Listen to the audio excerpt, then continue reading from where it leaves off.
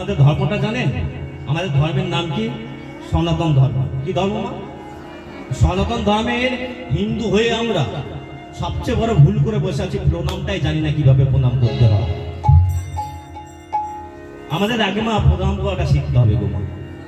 এই যে আমরা বললাম না ঠাকুরকে দেখে এইভাবে প্রণাম করবো, এইভাবে প্রণাম করতে নেই গো মা। তাহলে প্রণাম কি করে করতে সেটা জানতে হবে তোমার। তাহলে আজকে যেটা ভুল করছেন পরবর্তী ভুল করবেন না। তাহলে প্রণাম কি করে করতে হয়? এইদিকে দেখান, যত মহিলা দেবী আছে, কি বললাম, যত মহিলা মানে কালী, দুর্গা, সরস্বতী যা আছে, এদেরকে যখন প্রণাম করবেন ডান হাতে রাখবেন। কি হাতে রাখবেন? ডান হাতে। এইভাবে প্রণাম করবেন। আর যত পুরুষ দেবতা মানে কৃষ্ণ, শিব, কার্তিক সব বাঁ হাতে রাখবেন। এইভাবে প্রণাম করবেন। তাহলে আপনারা যে প্রণাম করলেন সরাসরি, এই সরাসরি প্রণাম কিন্তু মা খালি বাবা মাকে করা যাবে আর মাস্টার মশাইদের মানে গুরুজনদের করা যাবে। তাহলে কিন্তু কালী ঠাকুর, দুর্গা ঠাকুর সরাসরি প্রণাম করা যাবে না কিন্তু। তাহলে আমাদের প্রথম কি শিখতে হবে? প্রণাম করা। বুঝতে পেরেছেন তো? গৌরাঙ্গ সুন্দর এই সুরধরির তীর ধরে যেতে একটা মন্দির দেখতে পেয়ে গেছে। কিসের মন্দির মা এটা? হ্যাঁ বলো। হ্যাঁ, কালী মন্দির দেখতে পেয়ে গেছে। আর কালী মন্দির দেখতে পেয়ে প্রণাম করছে। কোন হাতে দেখবে? ডান হাতে রেখে ষষ্ঠাং শুয়ে পড়ে প্রণাম করছে। আর প্রণাম কি শুধু করছে? প্রণাম করার সঙ্গে মা কালীকে ডাকবে না, ডাকছে আর বলছে প্রণমিয়া কহে মাগো তুমি জগত তারিণী। প্রণমিয়া কহে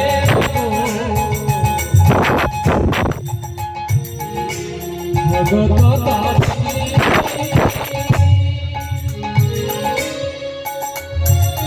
প্রণমিয়া কহে মাগো তুমি জগত তারিণী।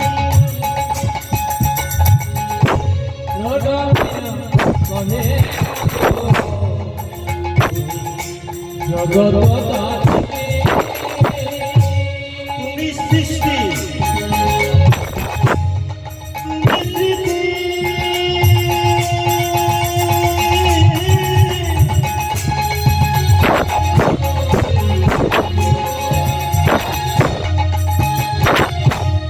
তুমি প্রলয়কারিণী।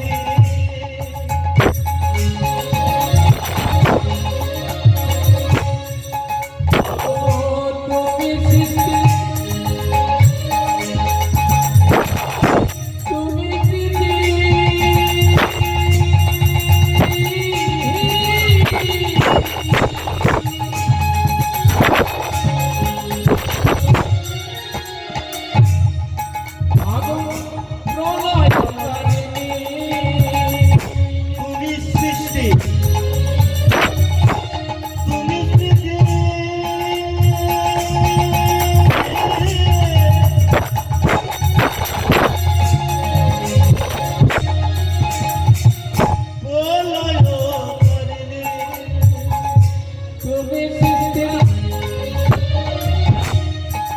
আগো তুমি স্থিতি।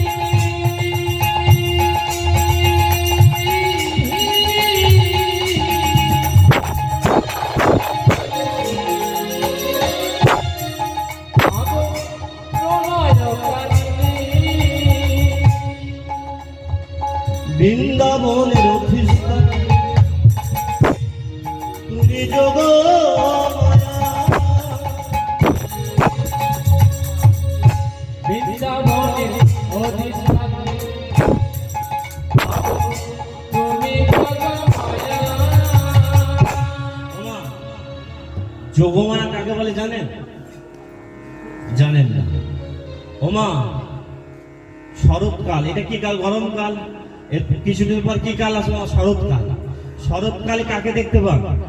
ভোরবেলায়। হ্যাঁ, এই যে কাকে দেখতে পান? যিনি মা দুর্গা, তিনি মা কালী, তিনি মা কাত্যায়নী, তিনি হচ্ছেন যোগমায়া। তিনি কে? তিনি হচ্ছেন যোগমায়া। এটা মনে রাখবেন।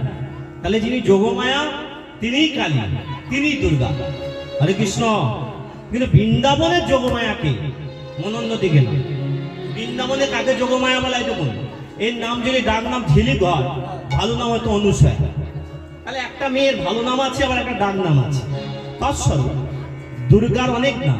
যাকে কাত্যায়নী বলে তাকেই বলা হয় দুর্গা, যাকে কালী বলা হয় তাকেই বলছে দুর্গা। আবার দেখুন বৃন্দাবনে উনি কিন্তু আর একটা নামে পরিচিত। বৃন্দাবনে এই দুর্গার আর একটা নাম কি জানেন? বৃন্দাবনে আর এক দুর্গার নাম হচ্ছে বরাইপুরী। কি নাম বললাম মা? বরাইপুরী। এটা মনে রাখবেন, বলবে না আসলীলা, তাই তো? তাই বলছে বৃন্দাবনে অধিষ্ঠাত্রী তুমি যোগ মায়া।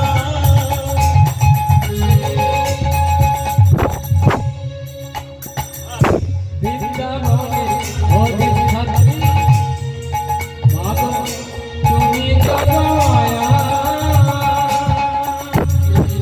আরে তোমার কৃপা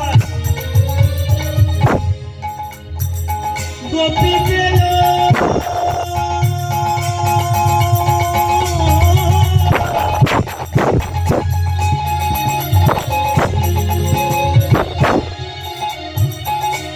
কৃষ্ণ পদ ছায়া।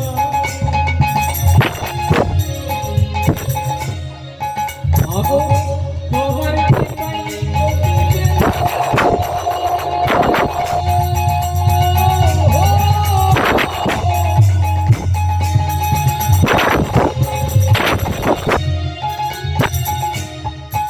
এই না কৃষ্ণ পদ ছায়া। ও গো মা ভবানী তুমি করালো বদনী। ও গো মা ভবানী গদালবদনী। তুমি শক্তি দাইনি তুমি শঙ্করী। তুমি শক্তি দায়িনী তুমি শঙ্করী। আরে তুমি শক্তি দাইনি তুমি শঙ্করী।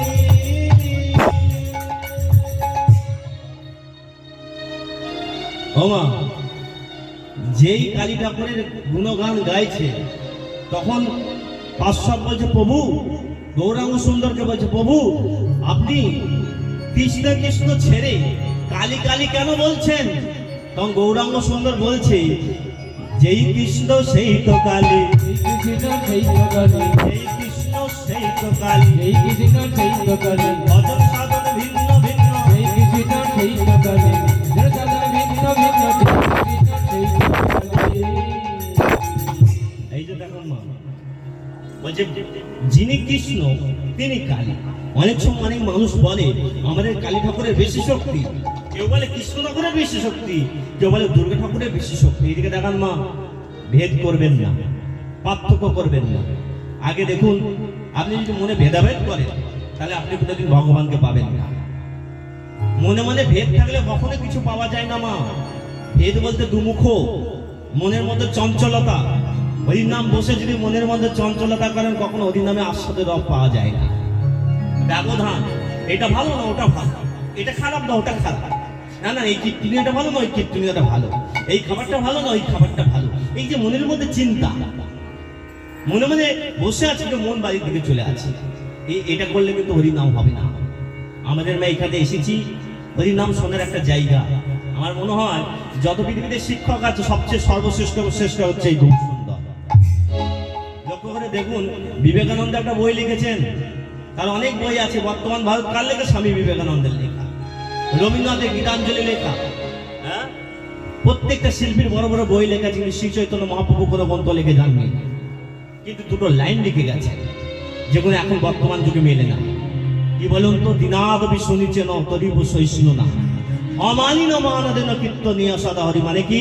এইদিকে দেখান, বলছে কি দিনাদবি শুনিছে ন, ঘাসের মতো নরম হওয়া।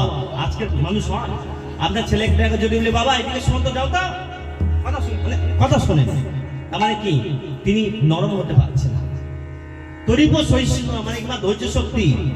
আজকালকার ছেলে মেয়ের মধ্যে যেটা নেই সেটা ধৈর্য শক্তি। ধৈর্য শক্তি নেই। আপনি এই যে আজকের মাস্টারমশাইরা পড়াতে গেলে আগে বলতো 3টে কাল, অতীতকাল, বর্তমান কাল আর ভবিষ্যৎ কাল। আর এখন মাস্টারমশাইকে পড়াতে গেলে বলে না না কাল হচ্ছে 4টে, অতীতকাল, বর্তমান কাল, ভবিষ্যৎ কাল, আর একটা কাল আছে মা যা আপনারা বুঝছেন আমরাও বলছি, সেটা হচ্ছে ফোন কাল। কি কাল মা? ফোন কাল। আপনার ছেলেটাকে বলে বাবা একটু বাজার যা তো, দাঁড়াও তো আমার গেমটা শেষ করি। এই ফোন কালে ডুবে রইল সবাই, আর যারা ফোন কালে ডুবেছে তারা আমার কখনো ভগবানকে পাবে না। আর মন তো চঞ্চল, তাদের মধ্যে তো ব্যবধান। ব্যবধানকে কয় ভাগে ভাগ করা হয় মা? ব্যবধানকে 3 ভাগে ভাগ করা হয়: স্বগত ব্যবধান, স্বজাতীয় ব্যবধান আর বিজাতীয় ব্যবধান। ব্যবধানকে 3 ভাগে ভাগ করা হলো। এইদিকে দেখান, আপনাদের শরীর আছে, কিন্তু আপনার শরীরের মধ্যে এটাকে কি বলে? হাত বলে। কিন্তু পুরোটাই কি দেহ? তো এই দেহের মধ্যে যখন অংশকে ভাগ করা আছে, নাম আলাদা আলাদা করা হচ্ছে, সেটা হচ্ছে স্বগত ভেদ। মানে একটা গাছের কাণ্ড আলাদা, শাখা প্রশাখা আলাদা, একটাই গাছ কিন্তু পার্থক্য স্বগত ভেদ। স্বজাতীয় ভেদ কি মা? আমরা সবাই এক জাতের মানে মানুষ, কিন্তু তারই মধ্যে হিন্দু, মুসলিম, খ্রিস্টান, এই যে পার্থক্য। কিন্তু আবার দেখুন বিজাতীয় কি? মানুষ আর গরু, এদের মধ্যে পার্থক্য, মানে বিজাতীয় পার্থক্য। কিন্তু যাকে পার্থক্য করা যায় না তিনি কি? না তিনি কৃষ্ণ। তাকে কখনো পার্থক্য করা যায় না, ভগবানকে কখনো পার্থক্য করা যায় না। তাই গৌর সুন্দর জোরে জোরে বলেন, কি বললেন? যেই কৃষ্ণ সেই তো কালী, কৃষ্ণ সেই সকালে, যেই কৃষ্ণ সেই তো কালী, কৃষ্ণ সেই সকালে, সাধন ভিন্ন ভিন্ন, কৃষ্ণ সেই সকালে, অজন সাগর ভিন্ন ভিন্ন, কৃষ্ণ সেই সকালে, অজন সাগর ভিন্ন ভিন্ন, কৃষ্ণ সেই সকালে। ওমা বলছে আমাদের কৃষ্ণ আর কালী আলাদা না, সবই এক। কিন্তু আজকে যে লীলাটি ধরবো, সেই লীলাটির বিষয়বস্তু হচ্ছে নিধুবনে কৃষ্ণ কালী। এই নিধুবনে কৃষ্ণ কালী লীলাকে আস্বাদন করতে গেলে আগে কালী তত্ত্বটা জানতে হবে। কি তত্ত্ব জানতে হবে মা? কালী তত্ত্ব। কালী কিভাবে সৃষ্টি হলো, কালী রহস্যটা জানবো, তারপরে নিধুবনে কৃষ্ণ কালী লীলার মধ্যে যাবো, বৃন্দাবনে। বুঝতে পেরেছেন তো? তাহলে গৌরাঙ্গ সুন্দর বললো এই কালী কিভাবে সৃষ্টি হলো। পাশ্চাত্য সবাইকে বসে বসে বলছে, শোনো এটা কত সাল?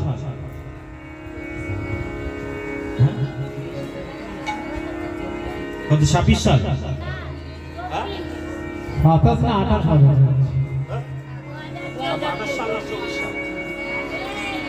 এটা কত সাল বললাম? 2024 সাল। হ্যাঁ তাই তো, 2024 সাল থেকে 4 বছর পেছন দিকে যান, কত সাল হবে? 2020। ভালো করে শুনুন, মন দিয়ে কথা বলুন। 2024 সাল থেকে 4 বছর পেছন দিকে 2020 সাল। আর 2020 সালে এমন একটা ঘটনা ঘটেছিল আপনার জীবনে, বলুন তো কি ঘটনা? যে আপনার ছেলেটার বিয়ে দিতে পারেননি, আপনার মেয়েটার বিয়ে দিতে পারেননি। যে কারণে ছেলেরা মেয়েরা ঘর থেকে বাইরে বেরোতে পারেনি, নাকে কাপড় চাপা দিয়েছেন। তো কি বলুন তো ঘটনা? Corona virus. কি ভাইরাস মা? হ্যাঁ, করোনা ভাইরাস। এই করোনা ভাইরাস কি করেছিল? একে অপরের পাশাপাশি বসতে দিত? দিত না। কেন দিত না মা?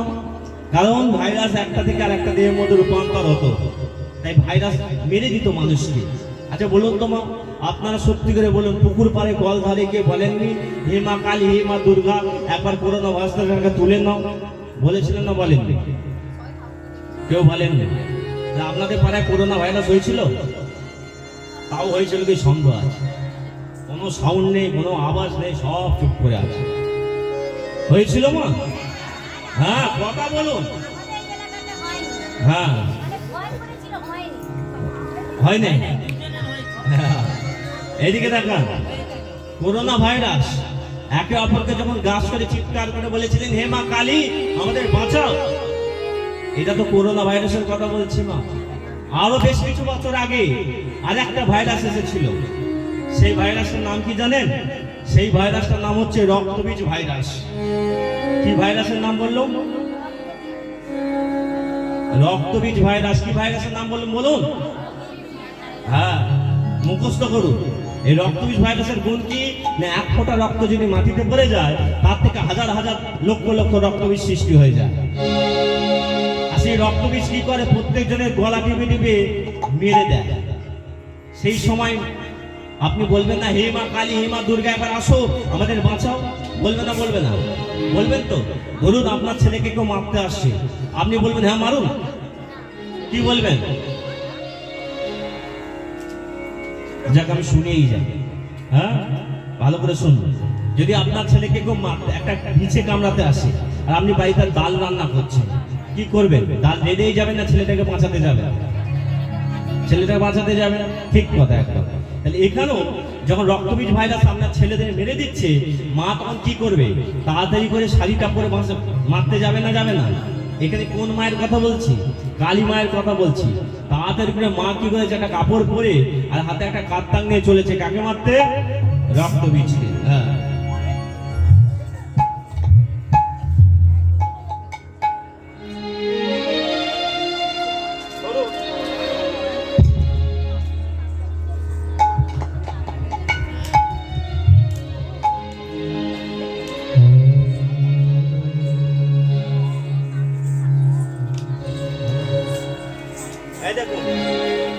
ধরুন মা কালী গজ হাতে একটা কাত্তাং নিয়ে কাকে মারতে যাচ্ছে?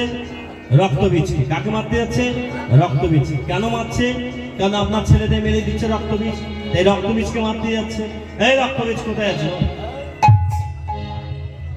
এই দেখুন একটা রক্তবীজ, একে মা কালী মারবে। এই কাত্তাংটা নিয়ে কি করেছে মা? এইভাবে চালিয়েছে।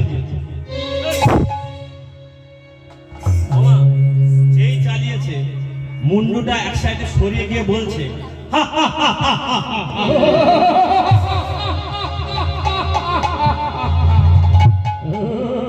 মা ভাবলো এই সাইডে চালালাম মনে হয় মুন্ডুটা কাটলো না, এবার এই দিক দিয়ে মার।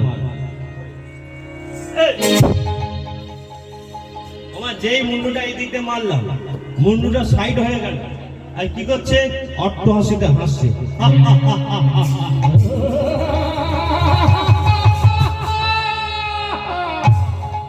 মা ভাবলো একে তো মারতে পারছি না, আমার দেহে যতক্ষণ প্রাণ আছে ততক্ষণ একে মেরেই যাবো, যতক্ষণ না মারতে পারি। কাত্তাংটা নিয়ে অনবরত চালাতে শুরু করলো। কাকে মারতে শুরু করলো? রক্তবীজকে। এইভাবে